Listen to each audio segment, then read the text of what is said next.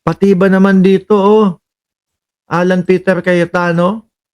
Oh, pati ba naman yun dito, mga kababayan? Pati si Juan Ponce Enrile, mukhang dinadamay sa kasinungalingan nito pong si Alan Peter Cayetano. Isisingit ko lang po, nakita lang po namin ito, mga bossing, doon po sa News 5.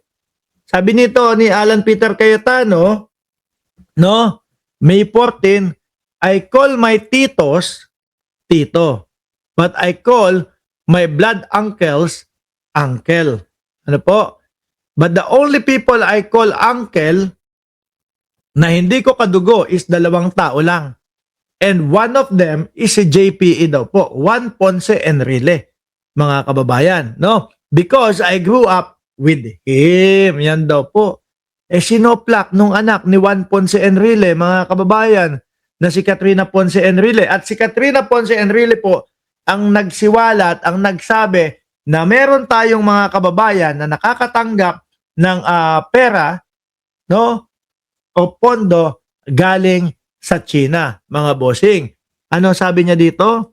Our father's legacy, si Juan Ponce Enrile, sacrifices and decades of service to the nation should never be revisited only when convenient, politically useful, or publicly advantageous. At mga kababayan, ano daw close? Ultimo doon sa Lamay. Mukhang hindi nagpakita itong si si Alan Peter Cayetano. Hindi kaya manggagamit lang si Alan Peter Cayetano? Siguro visit na din itong si Katrina Ponce Enrile. Kaya sinoplak niya na din, mga kababayan. Parang sa lahat ng bagay, kasinungalingan na sinasabi ni Alan Peter Cayetano. Siningit ko lang yan, mga bossing. Ngayon, napakita na natin yung CCTV, si Bato muna. Anong gawin nila? Hindi nila... Ayan. Nagyayabang po. Nagyayabang po si Bato de la Rosa sa video na ito, mga kababayan. Nung nandoon po sa Senado at kauhuli lang at hindi malaman kung makakalabas pa, namumutla ang pagmumuka ni Bato de la Rosa. Dito sa video na ito, iba yung makikita nyo. Medyo may kayabangan, medyo astig, at hindi daw mahuhuli kahit anong gawin daw po si Bato de la Rosa. Boss, nauto ka nga na pumasok dyan Ano? At kung hindi ka lang pinagtulong-tulungan na itakas ng mga yan, hindi ka na makakatakas dyan. No? Nataon lang, may mga kakuntsaba ka na naglabas sa iyo. Kagaya nila Robin Padilla. Kaya nga po, Robin Padilla, Alan Peter Cayetano, at etong si Aplaska, puro persons of interest po, mga bossing. Ngayon, ano po ang sinasabi ni Tobats dito sa video na ito? Kahit anong gawin nila, hindi nila ako makuha, hindi nila ako makikita. Pero ginawa kong bumiyahe dito sa Manila para makatulong, para magbago ang liderato ng Senado.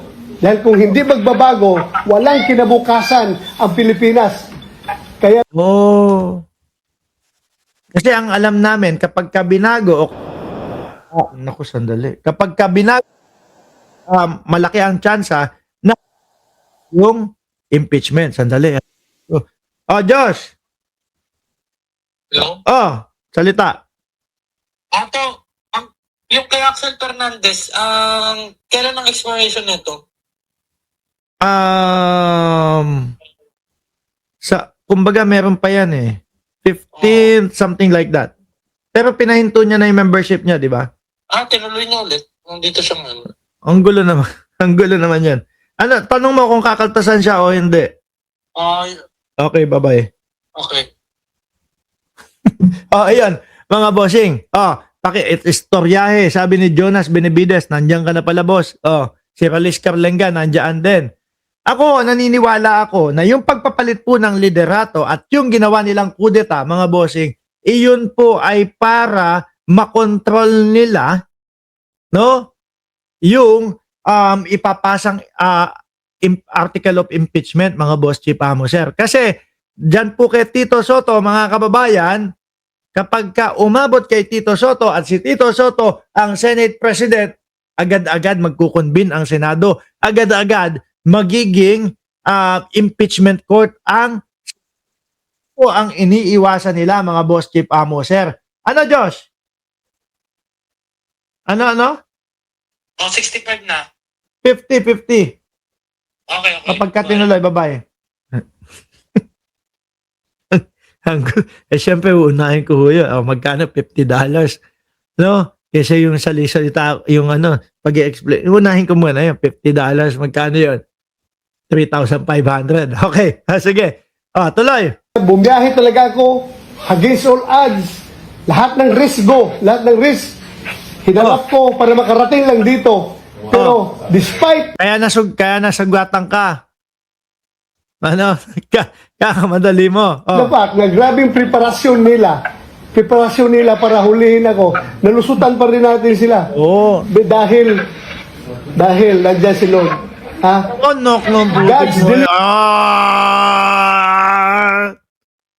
Bakit ganito itong mga ito, Pero nung isang araw, putik na. Well, sandali ha. Sandali, singit ko lang. Trip ko yun eh. When bells rock. Paano ba yun? Hindi ko kabisado kasi yung yung pinaka lyric ko ho noon, mga kababayan. Sandali, si Bato na lang, papakita ko. Bato, kumanta. Ay, sabi ko sa inyo, lahat ng lahat ng video namin nandito eh. Nasaan ba yun? Bato, pick, antibiotic. Nasaan ba yun? Kakakita ko lang eh. Trillanes, Bato, kumanta. Ayan, yung mukha nga ni Bato eh. Ito. Ayan. When bells for us are rang. Sabi ni dating Senador Antonio Trillanes. So, tama naman yung pagkanta ni Bato. Kaya lang, ginamit niya sa pansariling interest niya yung kanta niya. Sabi ko, nung nagigipit na si Bato, parang may tama na, mga kababayan. Minuto, mayat-maya, nagpapa-interview doon sa loob ng Senado. Tapos nung tinatanong ko, mga bossing, ano po ang masasabi ninyo kay Trillanes? Kasi po ang sabi ni Trillanes, mga kababayan, kasi ang sabi ni Trillanes ay personal na request nyo daw po siya.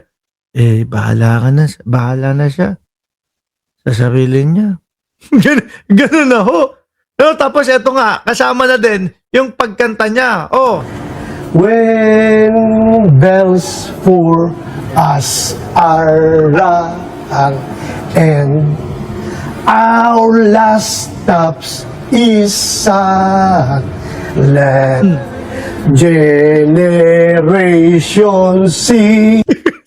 Siguro si Maris Umali.